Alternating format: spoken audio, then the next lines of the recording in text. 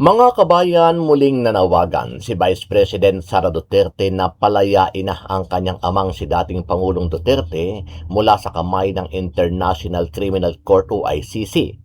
Ibinunyag ng pangalawang Pangulo na pamumulitika lamang at pakikipagsabuatan ng administrasyon ni PBBM sa banyagang hukuman kung bakit nananatili ang kanyang ama sa kulungan ng ICC. He should be released. And he should be released immediately. This is not about justice. This is about politics in the Philippines. They are holding an 81-year-old who cannot make his own bed, who cannot even clean his own room, who has bed